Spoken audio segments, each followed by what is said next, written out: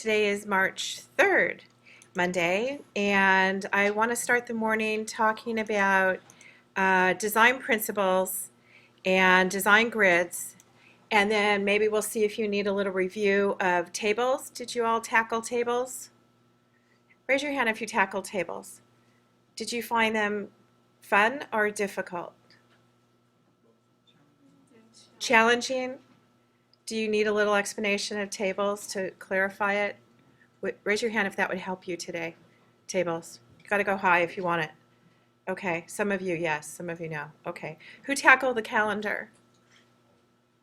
Easy, right? Intuitively easy. Who tackled the blue fire thing? That's painful, I find. Did you find that painful? No, not a bit. Okay.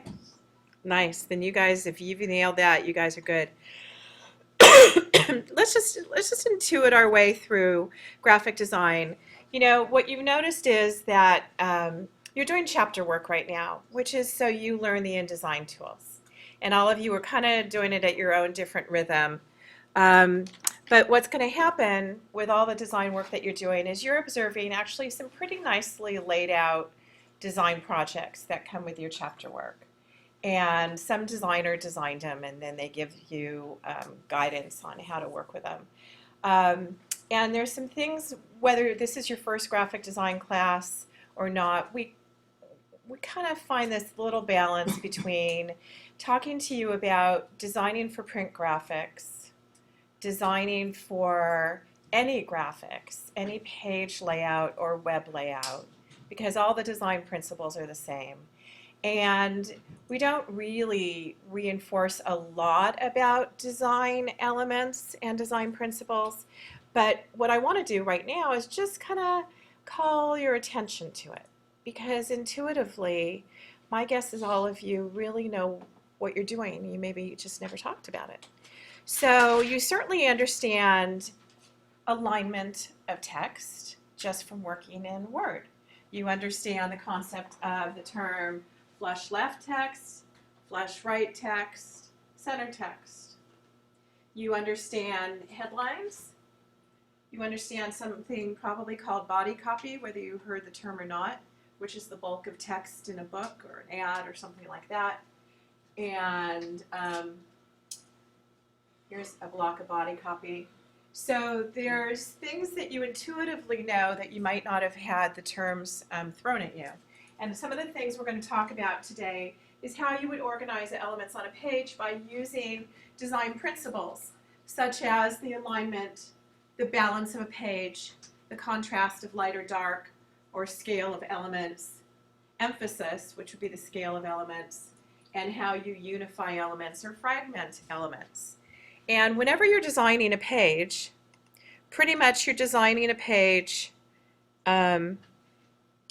obviously, you're designing a page to communicate something effectively. So if you look at what's in front of you, those three different layouts, Gustavo, right? Yeah, Gustavo. So out of those three layouts right there, which one do you intuitively feel is most successful?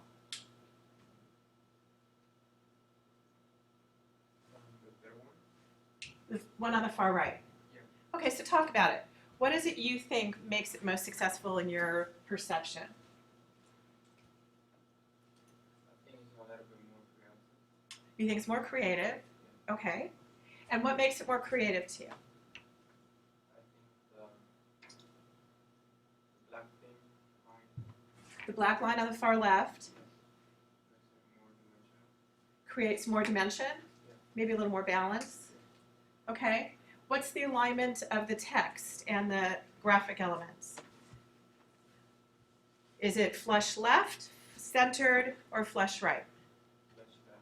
Flush.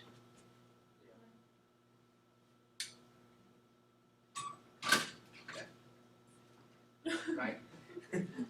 Yeah, absolutely right. Flush right. Yes. Okay, so the graphic elements are all flush right. So let's look at the first one here. So are the graphic elements, Anton, are the graphic elements flush left, flush right, centered? What are they on the first one? Left. Well, let's look. flush left here, Yeah, and the text is centered here, Yeah. centered here, and what is it up there? Right. Yeah, okay. So they mixed up the elements. They mixed up the alignment, which doesn't feel right. No. Yeah, Amy. Is the title flash left or flash right? Well, the title is Flush Left but Bump to the Right. Right? And then we look at this one, and all of the graphic elements are flush right. Right. To the right. That's called flush right when they line up on the right, and ragged left is what that's called. And I don't know, that's not so bad, but Gustavo feels that's even stronger, probably because this graphic element on the left adds some balance to all the elements that are set up on the right. Here's the one set up on the right without that graphic element, which kind of is a little bit out of balance, little empty space. And then also, these jaggy things, they point to all the content the viewer, the designer wants you to read. So intuitively, you have a perception of what feels most successful. And often what is most successful when you create something is you've got a hierarchy. You have a headline, which is the most important scale of the type. Then you have a graphic to add interest. And then you have all the details to follow the graphic. So intuitively, if you're designing a flyer, you might intuitively design that, and now you know how to talk about the elements. Now you know how to think about the elements that you would apply. Generally, it creates chaos to go from a variety of alignments, center to flush left to flush right. It creates chaos. And there's another design concept. Oh, the other thing is, a lot of you think that you might not be able to have the graphic skills or the art skills to create a flyer like the one up above here. Well, the reality is you could buy or find stock art, which is free graphics or graphics for a small fee. And you could certainly take this little graphic out of this illustration and duplicate it right here and rotate it 90 degrees and duplicate it so it's twice as tall. And just repeating elements for continuity of design is something that would be easy for all of you to do. So you don't need to be a genius to create a nice clean layout for something. Now, one of the graphic elements also is something called unity. And basically, if you look at the difference between all of the elements, the square and the circle and star up above, and the scale of the square and the scale of the circle and star down here clustered together, that's the difference between images that might be scattered in a layout all over, or images that are clustered together, unified, and overlapping. So, Jeremy, do you have a preference between that image or that image down there? The bottom one. Okay. So your preference aesthetically is to cluster images, create a scale of elements that varies to add interest, and overlap your images to add interest. So again, not a hard thing to do. You're designing a brochure or you're designing a flyer, and you can certainly use all the tools to draw a circle, draw a star. You know how to do all these things, polygon, and a square, and by just scaling your elements and clustering them on a page or in a format, a composition, you might add more image interest by unifying your elements. Now let's look at this poster right here. So Allie, can you see that poster right here? Yeah. What's the first graphic element you notice? Either the R or the E. Okay, the R and the E. Okay, and can you tell at quick glance what that poster's about? No. No, I know. I agree. I like it though. You like it. What do you like about it? The colors and how it's like on this, it's big, the R and the E are big, and then on the side, the type is turned. You like the type rotated. Yeah. Okay. And so your first element you saw was the R and the E. What's the second element you see? The bold type, the headline revival. And then what's the next element you see? Of the finest. And then, And then a little type. Like the, yeah. which isn't readable, but yeah, okay. Okay, I agree with you. Aesthetically, I like this poster. I like the fact that you can use type and type becomes a graphic, right? Type's beautiful, becomes a beautiful graphic, and overlapping it, changing the transparency or the opacity of type creates interest. This white type is called reverse type. When you have white type where the paper shows through, that's called reverse. And just overlapping these two letters creates interest. I think it's not a successful poster because we don't know what it is for. So a successful poster, basically when you're designing a poster like a billboard that you drive past, you have to get it immediately. I mean, you've got like that drive-by thing going. So if you can't grab it really fast and know exactly what the intention is, then it's not really successful. It might be interesting or pretty or something like that, but if you don't know what it says, your job as a graphic artist, which is to communicate information, didn't succeed because the information wasn't communicated. So so I agree. I think one of the things that's difficult is, although it's really interesting, I like the tension of the type here. This rotated type 90 degrees, and then this type here. I like the tension of the two on the page. But because you can't tell what the heck it's about, I actually think it's about a revival of typefaces. Honestly, that's what I thought. It was a revival of a band first time I saw it, but it's not. It's a revival of typefaces, and aesthetically, it is beautiful. And I love the scale, the huge scale of and the weight of these letters. I like the fact that these green squares are sending us back into the information here. I like the tension of the type here, but it's just not a very readable layout. And it's got balance because you have all this negative space where there's nothing going on here except for these two letters of graphic. And it's the scale of the graphic that creates a balanced layout, even though type-wise it's basically an asymmetrical design. You have a lot more negative space going on here than the positive space of type and information going on here. So one of the things you consider when you create a design is what balance do you want it to have? Do you want it to be asymmetrical? Do you want it to be balanced and symmetrical? Here's an example of a really symmetrical design. So let's talk about this poster. Anybody read German? No? Yeah? Yeah? Oh, so that's probably easy for you to read, right? What does it say? Schweizer Herkunftsausstellung. So what is it telling us?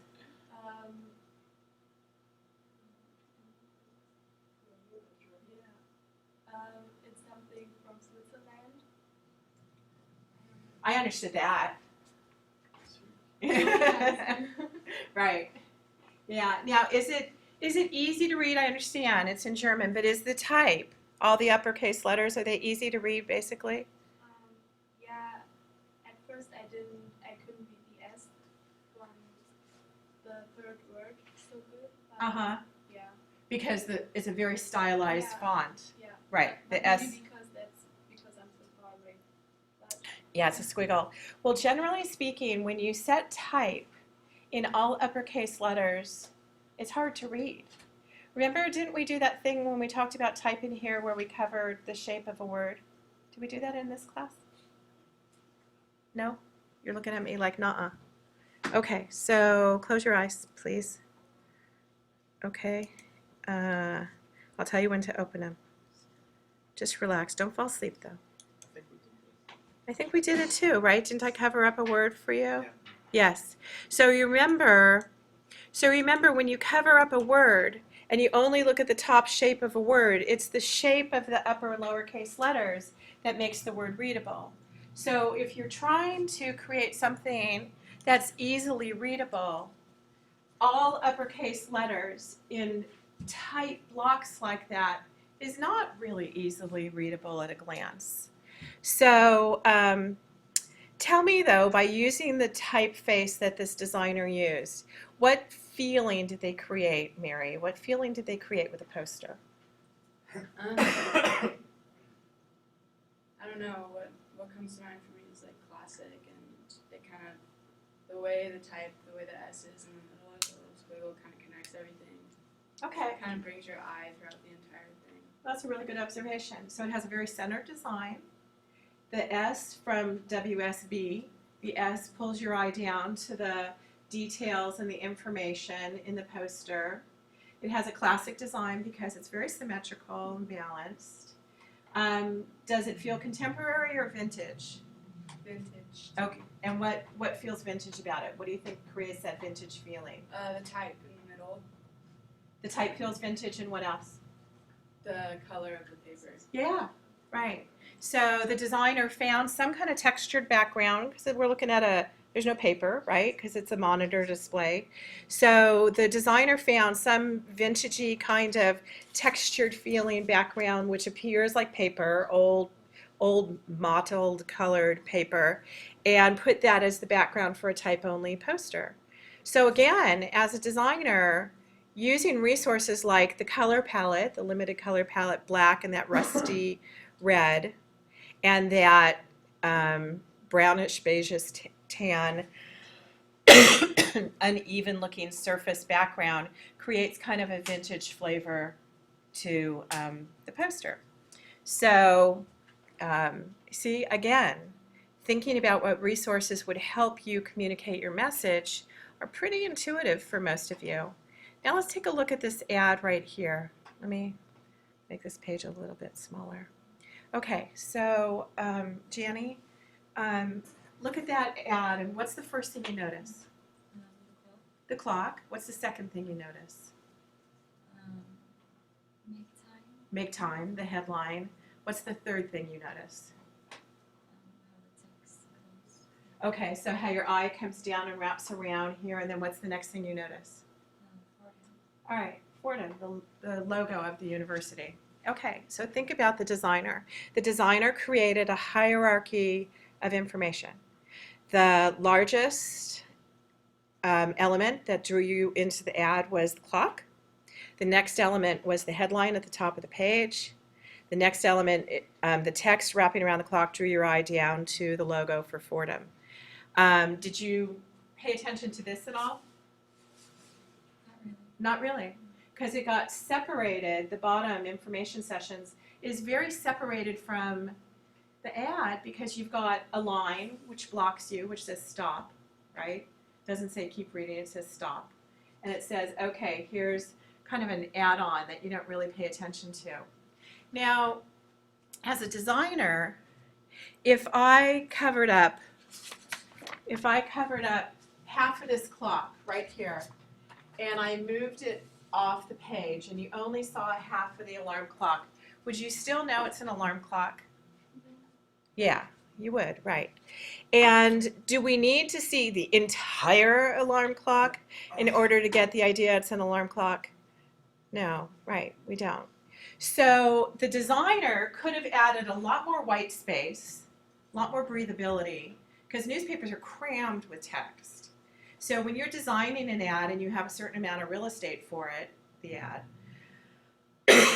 creating white space where somebody's eye can rest is often a really effective tool when you're designing something. So the designer could have taken the alarm clock, same scale, taken half of it, had it bleed off the edge of the page, and had a lot more white space here to let it be a more readable ad. The other thing, one of the things the designer did was it had a variety of scales of elements. So it changed the emphasis of what's most prominent on the page and, the hierarchy that Gianni talked about. And then they also created a hierarchy of elements based on the scale of the type and the information.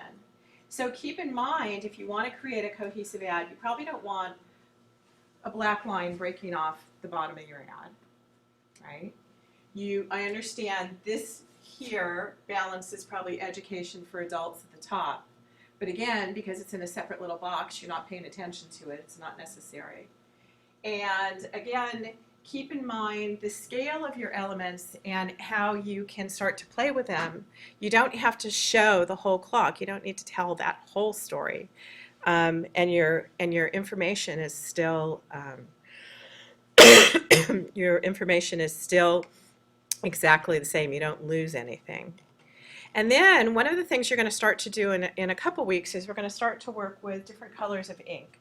Instead of just working with, like if you wanted to design something and you only had one color of ink, because that's the most economical way to print something, one color, which would be black ink. You can also use design elements just by swapping out the ink color. You could create artwork that's black and white, and when it's printed on a printing press, you say, I don't want black ink, I want purple ink. And you can use all that tonal color to create a more interesting layout. There's other tools that you have. Well, in here in the one color, you can work with different tints and different color values to create interest. And the other thing you have, maybe you played with this like the first assignment we had, which is working with gradients in InDesign. And everybody loves gradients. I actually think, how many of you all played with gradients so far? Okay. I think gradients are beautiful. I think the most exciting thing when we start working in InDesign is we create a window and we create a shape and we go to the gradient tool, which is right here. Let me pull my gradient tool off.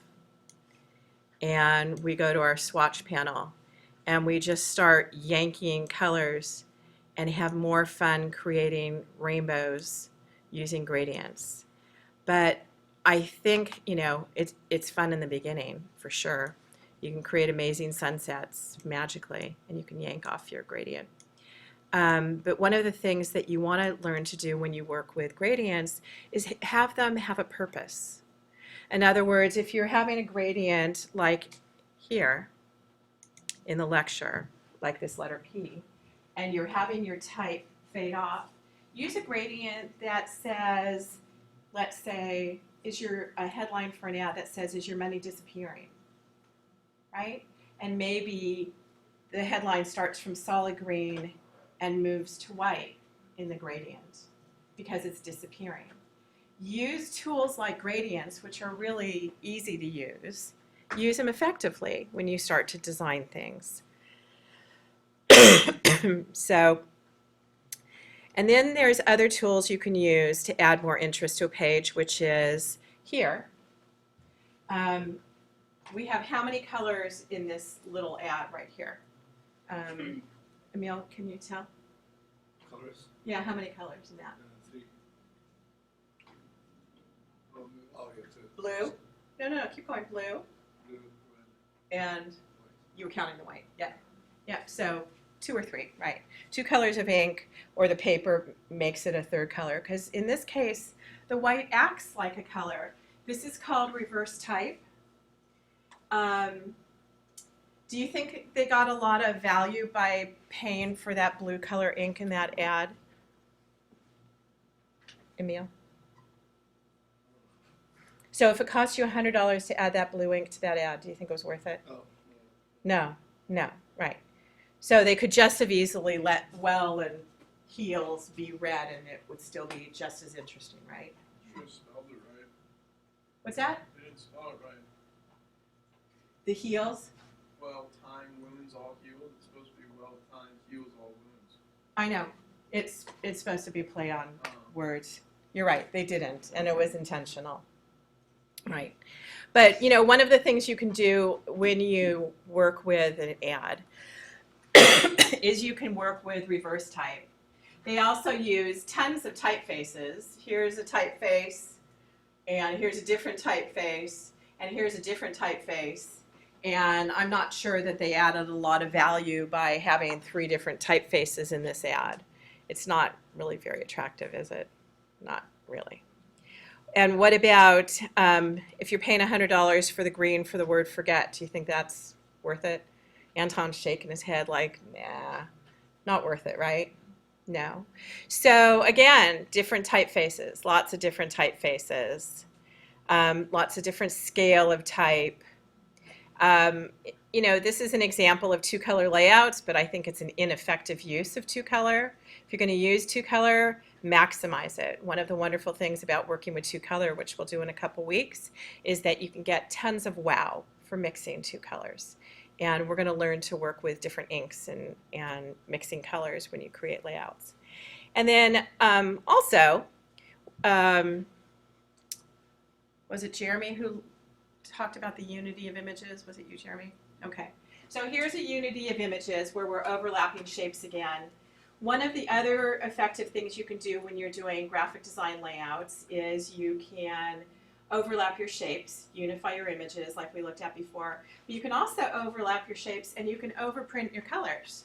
Because when you overprint your colors you're already using, you can get a greater variety of colors where they overlap, which adds more interest. Okay? So these are things that you see every day when you start to look at graphic elements. And you probably never talked about them. You probably never talked about overprinting your colors or the layout of a page or the hierarchy. But intuitively, you can see that all of you probably agreed with one another on what you found had most value, what was interesting to look at, what wasn't. And as you start to design your own work, which will be later in the semester too, I want you to start to think about the graphic design elements and how you might use them to create more interest on a page. Another way that you create an effective communication when you're designing a page is something called grid layouts. And you look at that every day and you probably don't think about that either.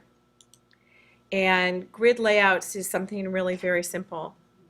Grid layouts is very simply creating order to a page. And that's why I love my little Italiano video, because all it does is it takes a grid layout, takes columns, and it takes rows, and it changes the width of a column of text or the width of a graphic on the page and changes the proportions, but what creates order to that page is just changing the scale of those columns, those graphics in the text columns.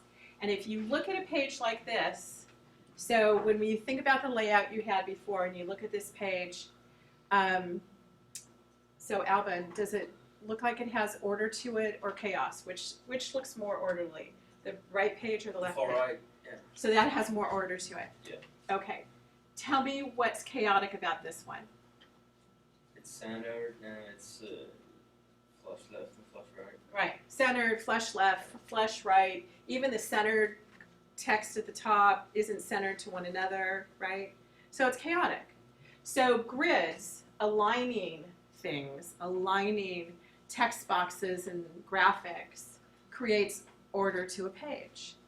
And basically, you're just going to start to look at how to create pages when you create multiple page documents like your process book, and how you're going to create grid layouts. Now this is a 1, 2, 3, 4, 5, 6, 7 column grid and a 7-column grid. And basically, like your textbook, they have a 2-column grid on the outside, which might be called what's called like a sidebar or side notes. And then the bulk of the text takes up 4 columns. It's still a 7-column grid layout, even though if you were really looking at the book, you'd really only be seeing 2 columns. 1 column, 2 column, with a space in between. But that's a grid layout. When you pick a grid layout, you create a grid to create order to the page and decide how you're going to use it. And here is still those same 7 columns, but this block of text is using up 6 of those columns. And this graphic is breaking the grid right here, and the text is wrapping around the graphic. And as you start to look through your textbooks, as you look at newspapers, you're going to notice that everything has a grid layout in order to create predictability, page to page, in order to create organization, of how to go from page to page. If your textbook, every page was different, it would be chaotic. There's a predictability to the way textbooks are laid out, large amounts of information, in order to make it readable and in order for the communication to be most effective. And so I want you to start looking, taking note of different grid layouts and what creates a clean grid layout. So right here, for example, is a 3-column grid, 3-column grid, 3 columns of text. Here's a graphic box that takes up the 3 columns. Here's 1 column of text. Here's 1 column graphic. Here's 1 column text, 1 column text, 2 column layout. Nonetheless, all of these page layouts, I know it's very light that you can see it if you pull up the pages on your own.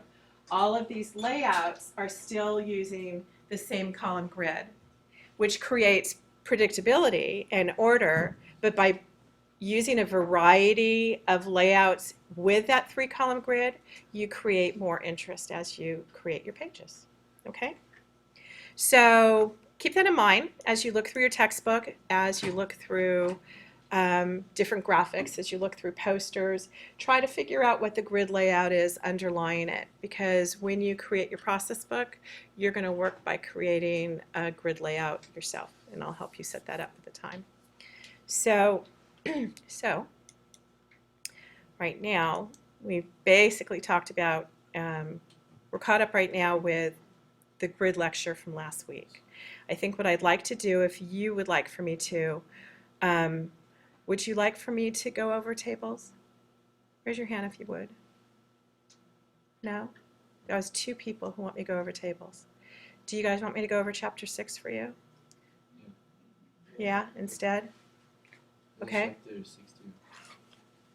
Chapter what? 6, Wednesday 2. When's it due? When's it due? Wednesday. Okay. How you guys doing on everything? You doing okay?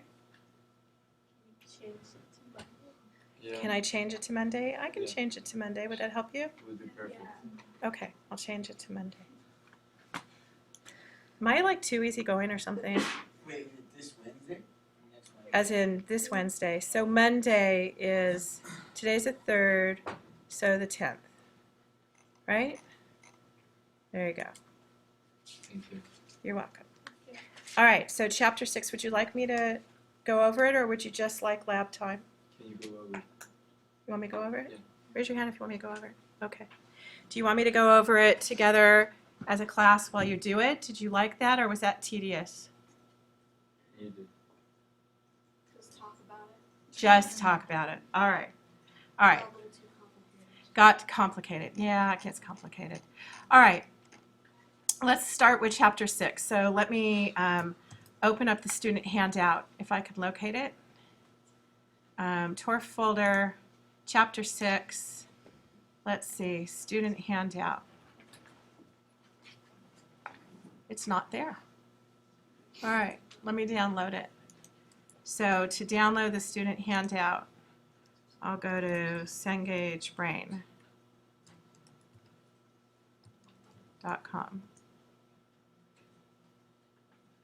I type in Rydberg.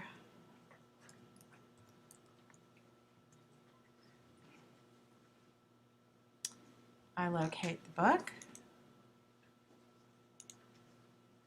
I go to free materials. Oops, free materials. Access them now. Chapter 6. Here we are, right on target with grids, grid layout, okay? And I'll go to the student handout and open it or download it.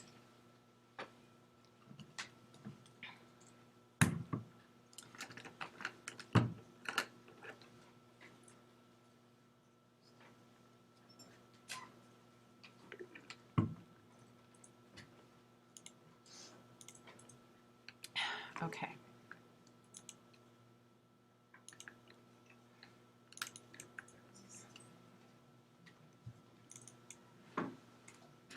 Okay. Let me save this in my folder.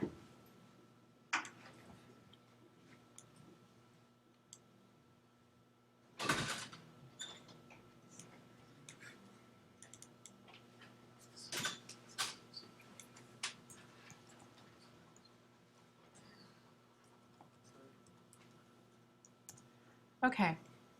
There's lots of fun things that happen in chapter 6, and it's not a very difficult chapter. Let's go look at your assignments and see what it is that I found the most important for this. Oh, not the video. The exercises. Okay, notice that there's 2 assignments here that you're going to submit. And read the details. Always read the details when I give you an overview of the chapter work. So you're going to work on grids, you're going to work on creating guidelines, you're going to work on aligning objects. There's 2 elements in this chapter that you're going to focus on in particular. And most importantly, look at number 4, which says you're going to set up both of these documents with bleeds. And it's really important that you understand the purpose of a bleed. It's also important that you pay attention to all of the elements here that you get graded on. I mean, there are lots of little details that I find students don't pay close attention to. So let me show you them really specifically. And then I think what I'm going to do is give you lab time. So let's look right here. One of your first assignments is, this looks like the tabs and tables, right?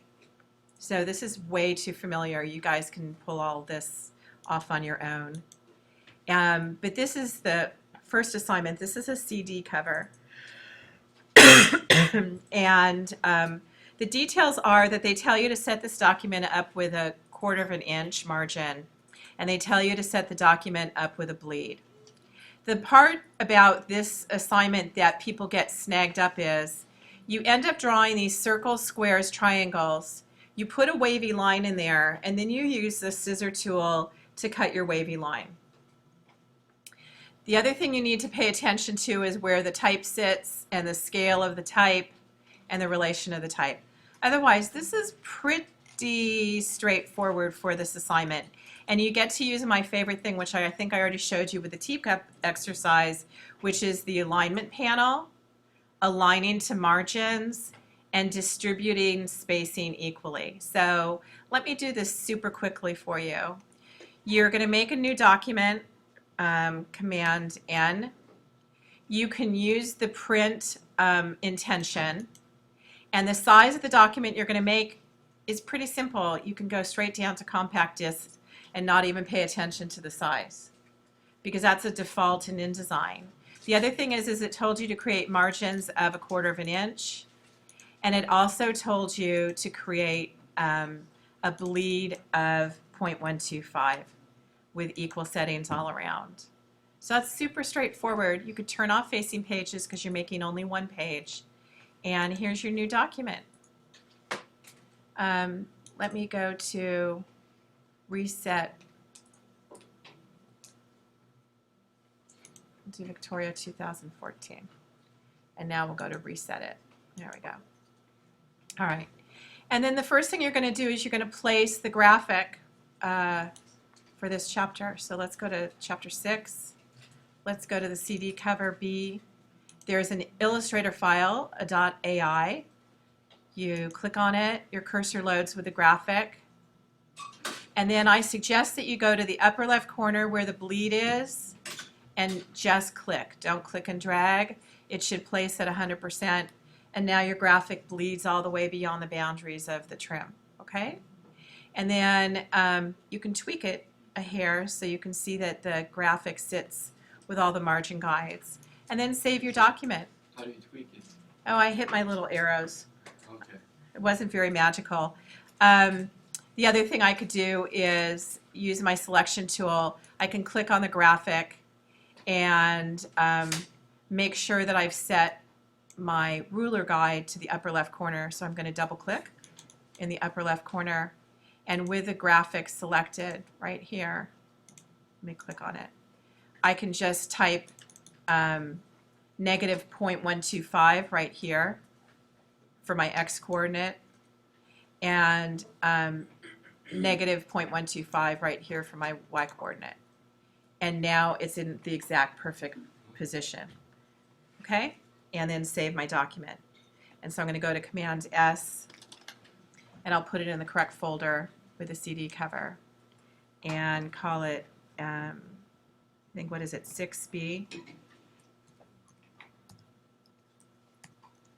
There we go. And save my document. Now, I'm not going to show you how to set the type, but the most important thing is creating these circles and squares and triangles. Let's see how they tell you to do them. They probably tell you the size of them. They say that the size of the circle, let's see.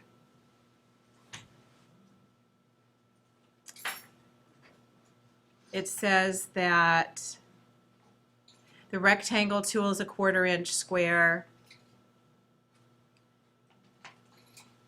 Polygon's a 1/4 inch. Everything's a 1/4 inch. And the polygon is 3-sided with a 0 inset. And it tells you all the colors. So what I suggest you do basically is you go to your shape right here. You can, what I would probably do actually is this. I'd go to the layer panel and I'd lock this layer right here. And then I would turn on a new layer on top, because you don't want to accidentally move the CD around while you're creating your circles and your squares. And then right here, I'm going to hold my Shift key down and draw a square. And my square is too big, you can see. I'll make it red. I'm not going to worry about my colors for now. And you can see my square is too big. I'm going to click my chain link to constrain my proportions in the upper left corner right here. And I'm going to reduce it to a 1/4 inch. Okay, so now I've got a square. Now if I hold down my selection tool right here, my shape tool, I can go to an ellipse and I can create a circle from the center by holding down my Option key and my Shift key, so I get an exact circle.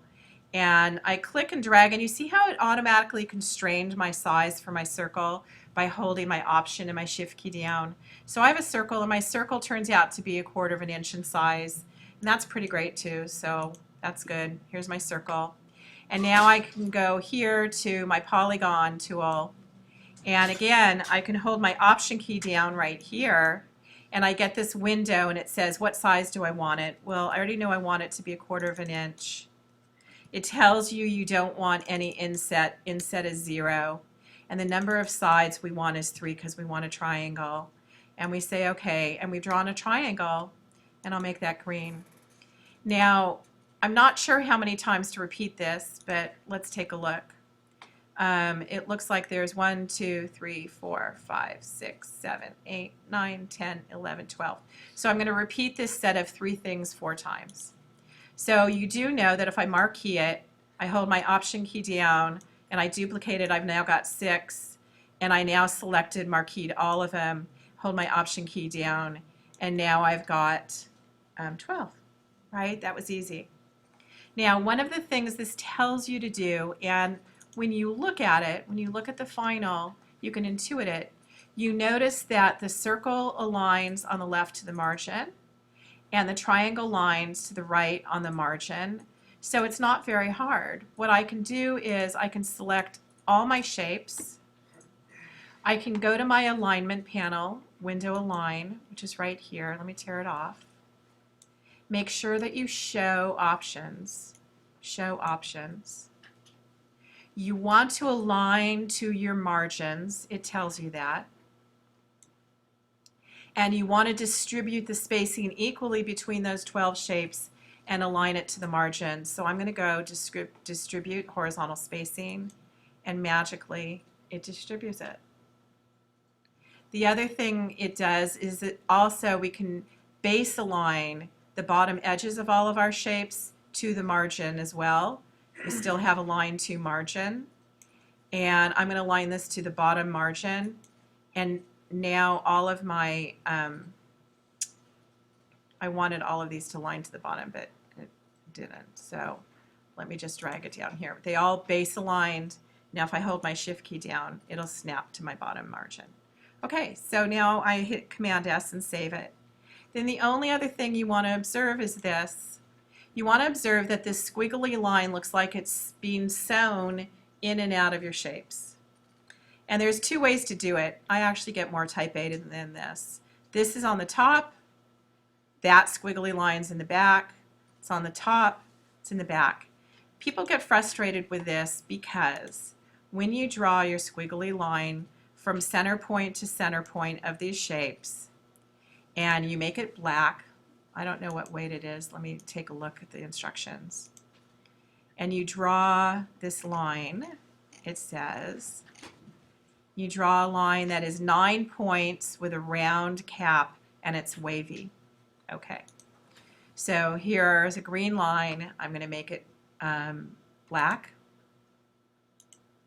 and it's 9 points right there, and it's a wavy line. Stroke it, wavy. There's my wavy line. Now here's the frustrating part for everybody. When you cut this wavy line, just keep cutting. Don't stop because it's going to look funny. I'll show you in a second. And when you cut this line, don't try and cut on the wave part. Cut on essentially what is the straight line, which is right there. The wave is kind of an illusion. Your line is really set up where I drew that guideline for you, okay? And then you go right here, let's see, where am I? You go locate the scissor tool. Where's the scissor tool? Eyedrop, measure. Where's my, oh, here's the scissor tool. Right there, locate the scissor tool, and then go to the center of each of these shapes and cut. So I'm going to cut in the center of the circle. See how the line changed and looks weird? Just ignore it. Just breathe through it. Just keep cutting. I'm going to go to the center of my triangle. I'm going to go to the center of my square. And I just am cutting on that horizontal line. And even though the wiggly line changes, just let it do its thing. Otherwise, you'll be super frustrated and it won't work. And so I'm just cutting in the center, and I'm cutting, and that's my last piece. And then really all you have to do right here is, if you look at how they set it up right here, let me go up here. They set it up where it's in front, behind, in front, behind, in front, behind, okay? So again, you select the segment right here, and you go to Object, you arrange the object, you send it to the back. You go skip one, you go to Object, Arrange, send to back. That's it. It's not very complicated. What gets everybody flustered is the cutting, because you think you did something wrong. And then you just need to pay attention to Object, Arrange, send to back. Okay? Not so hard. I kind of like doing this personally.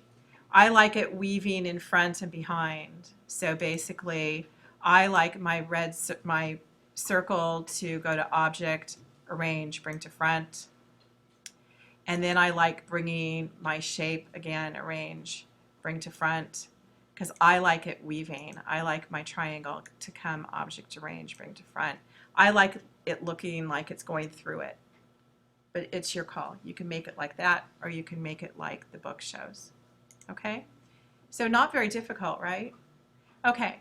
Then the other part that you have to remember when you export this is you save your document, you save it, and then when you export it, again, go to high quality print. It's going to save it's going to save it as a PDF file. Make sure you select marks and bleeds. Make sure you select all printer's marks. Make sure, here's the critical part, that you select use document bleed settings. That's what you need. And when you export it, I'll go to File, Open right now. Command O, locate it here, right here. Make sure that all your bleeds show. Make sure that your yellow extends to the bleed area past the trim. All right? That's critical. These These trim marks and the bleed marks is what tells the printer how to print the document, what size sheet. All the information here.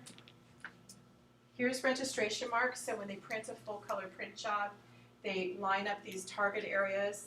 They print in something called registration color. For every ink that's on the printing plate, it shows up on every plate, so the target marks align. The trim marks will always align. The bleed marks will always align.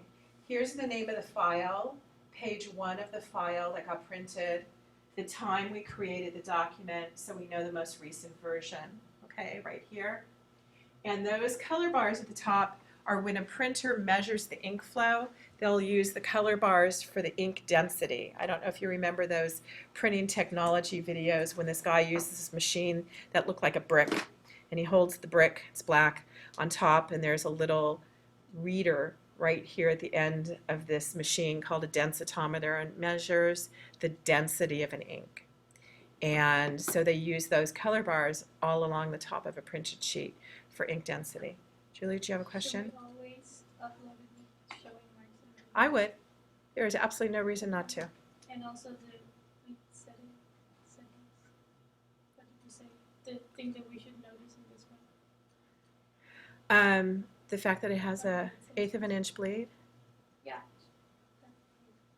I think that's it. Any questions about that? Pretty straightforward, kind of fun. Shouldn't be painful to do at all. And then there's another assignment here, and I'm always surprised that students. This is a reinforcement. This one is again more tabs and tables, right? Tabs and tables I use all the time. You want to see something I did this weekend using tabs and tables? You guys do? Okay. I'll show you. Because tabs and tables, I had a client create a chart. I'll show it to you. Let's see.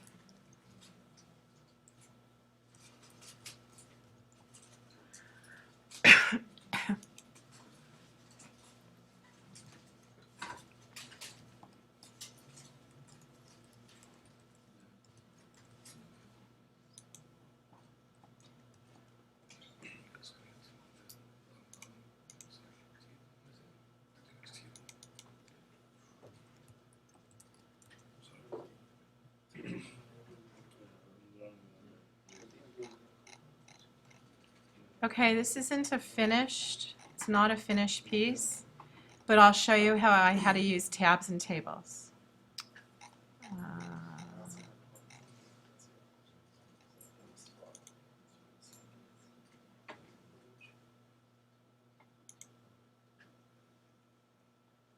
Okay.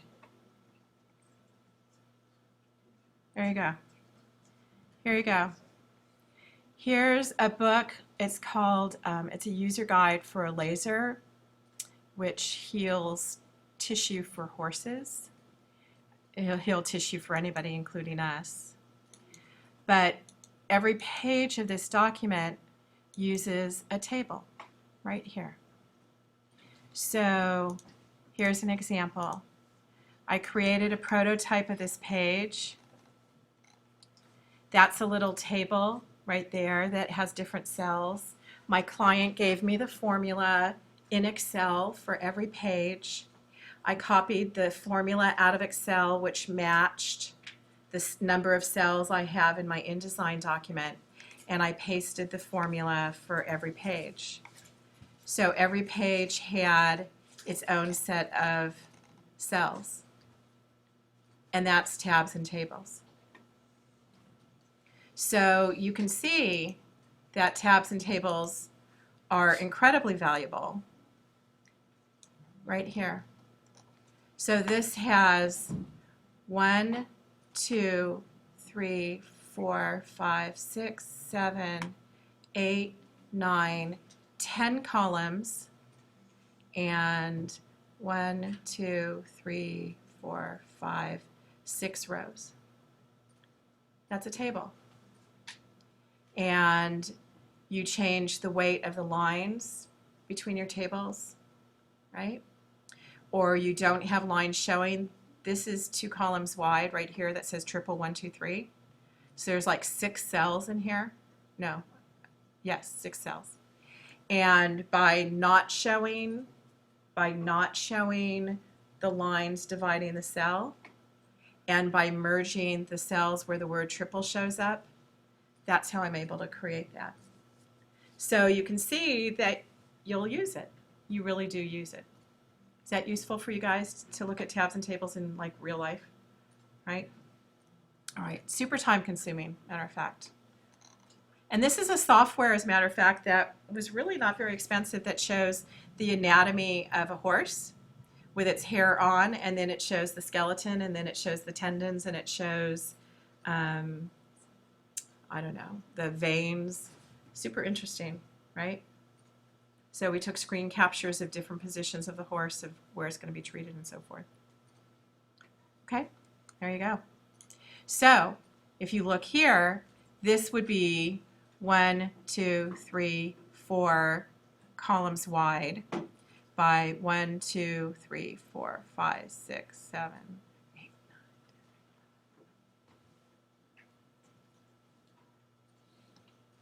That's 21 rows. And they still have the columns and rows right here in this big empty space. It's just not filled in with a stroke outlining the cell. Is that clear for everybody on tables? Okay.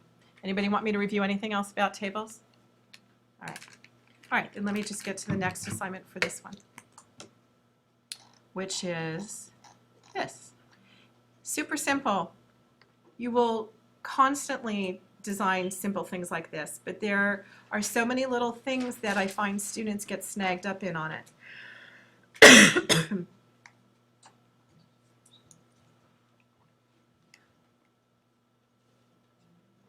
If you copy the type here, know that you're going to get hard returns put in here that you're not going to want.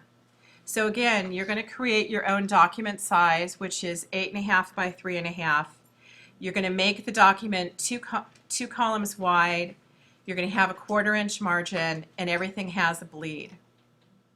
Now, when you set this up, you need to consider all the elements. You need to consider that this bottom black bar is really a text box, and that the text is inset from the bottom and it's inset from the right. They're going to give you a graphic that you're going to have to position larger than the frame that it's in and crop it based on the graphic box. You also have to pay attention right here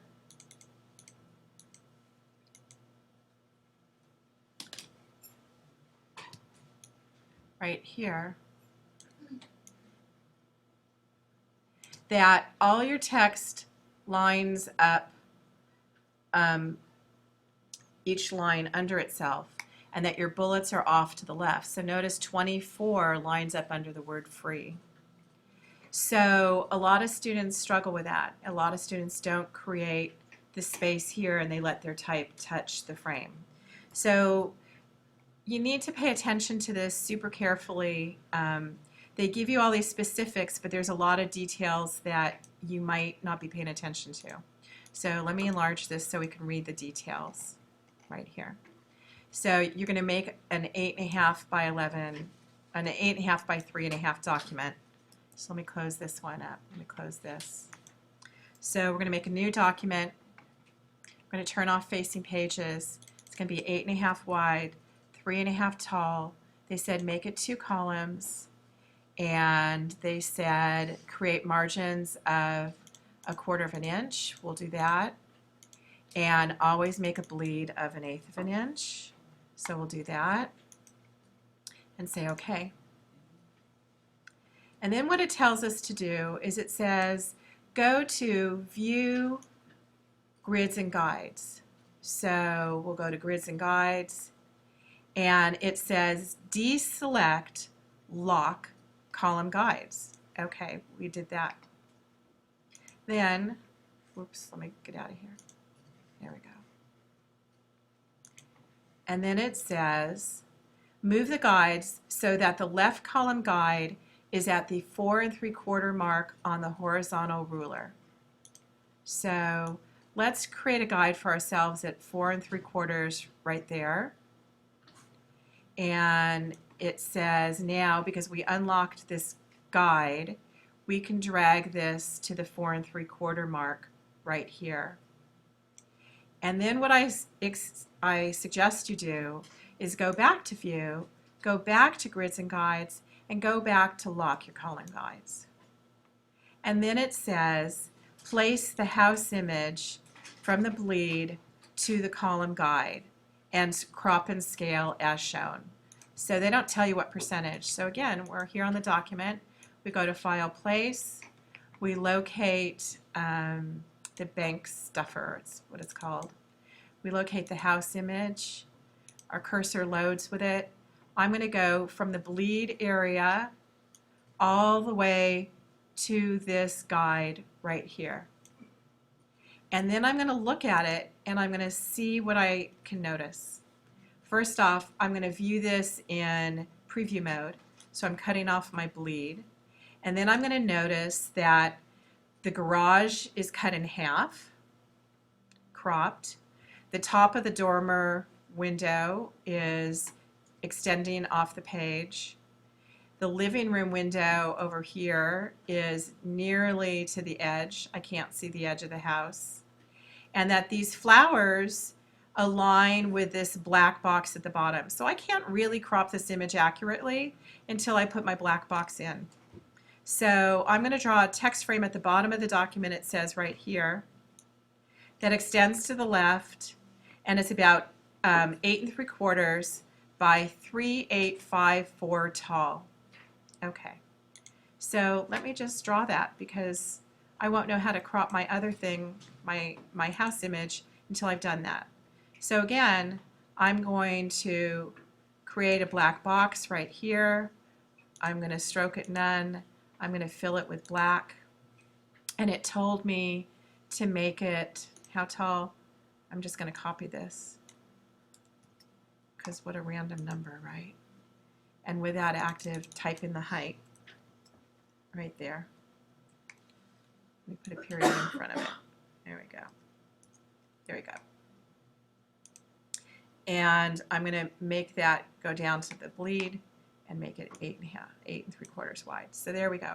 So now I can start to look at my house image and figure out how to crop it to match. So now I'll look at the image right here, and I can click on it, click on this little content tool right here, or I can use my white arrow and click on it and get my content tool.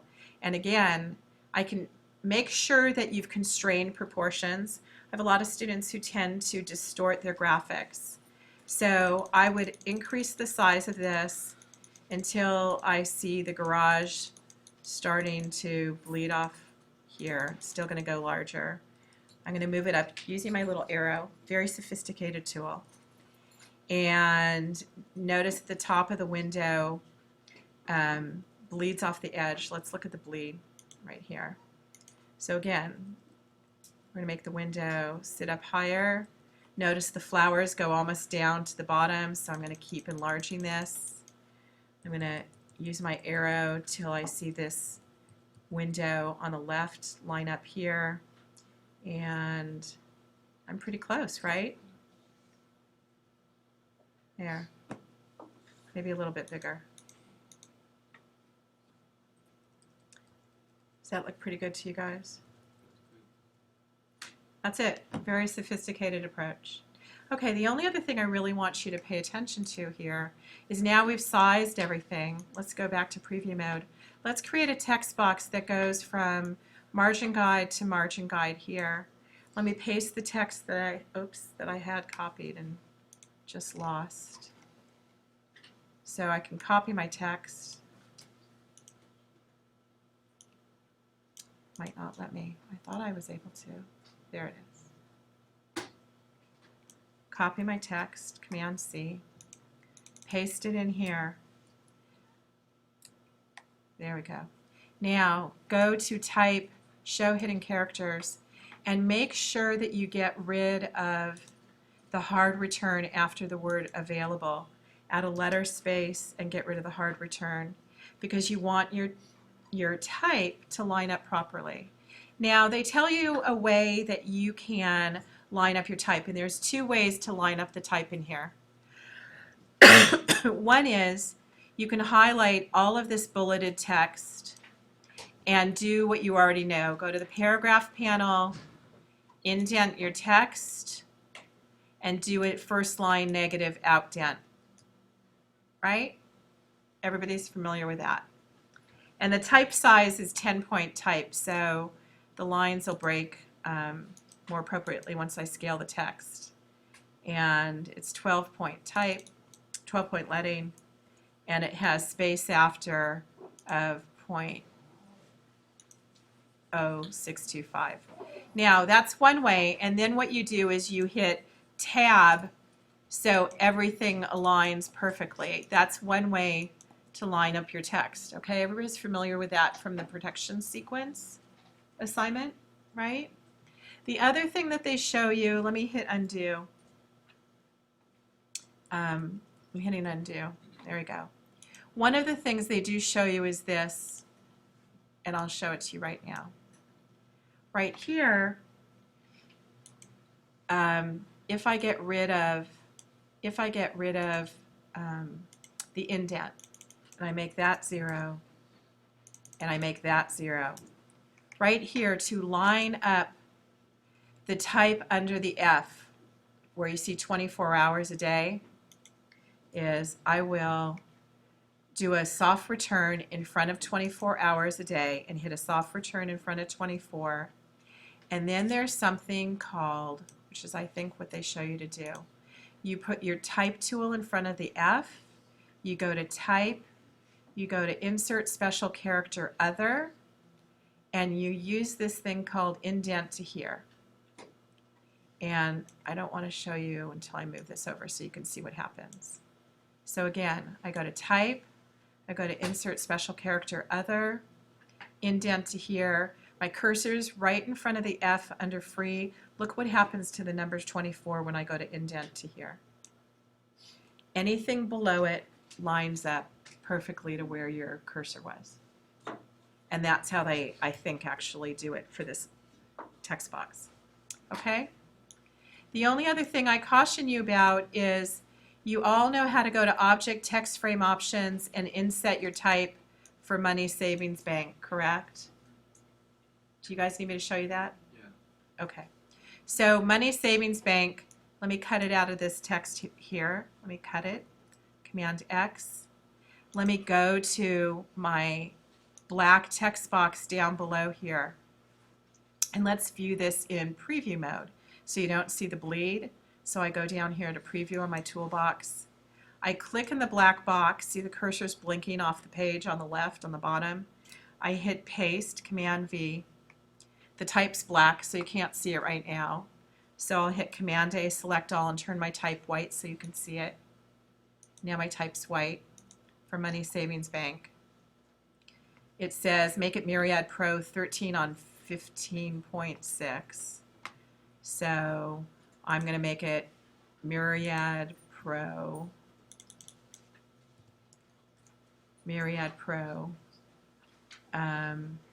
condensed 13 point on 15.6.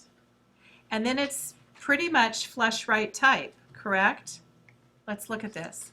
It's flush right type that this insets about 1/4 of an inch from the far right. Everybody see that? Okay. So look here. So I'm going to make my type, go to my paragraph panel. I'm going to make my type flush right. Here it is. Here we go. There we go. And then I'm going to go to Object Text Frame Options and define where the type sits in this black box. Object Text Frame Options. I'm going to break my chain link setting here. I'm going to indent it. I'm going to hit preview so you can see this. I'm going to indent it about 1/4 inch from the right. And I don't want it to touch the black edge of that text box. So I'm just going to type, let's say, 2 points from the top just to shift it down a little. And do you see how now my type sits pretty nicely in that box? Okay, let's see if that's pretty close to what they have. See, it's raised up a little. It's not touching the black edge. It's indented from the right. It kind of lines up with the B in bank or N in needs right here. And then I have to make sure that my ampersand is Adobe Garaman Pro bold italic. So if I say okay to this object text frame options, I'm going to take my ampersand and I'm going to make this Adobe, what is it, Garamond Pro bold italic. There it is. And now I have the pretty ampersand. Okay? All the rest here, I think you're going to be fine with. I don't think there's any magic here. Just notice that, again, your text is vertically centered here, which, again, when you look at this in normal mode, understand that your text box right here, it can touch the black line, and you can go to Object Text Frame Options right here, and you can vertically center your text in that text block, right? And then, of course, set all the type the way all the specifics are. But that's pretty much it that's mysterious about this assignment. The other part is, of course, that when you save your document, let's see, let's put in the bill stuffer. There it is. Make sure, again, that you use all marks and bleeds. So you go to Adobe PDF Preset, High Quality Print, Stuffer, save it. Make sure you go to Marks and Bleeds, select all. Here's the key, use document bleed settings. Let's have it view after exporting. And there we go. Okay? It's not very difficult, but people get snagged up on this thing. Any more questions about this one? No? Is there any more in, when you look at this, good morning, Morning. is there anything here that anybody wants me to demo of what you see here? Here they're showing you, again, tabs and tables used, hierarchy, placing your graphics, setting up a bleed.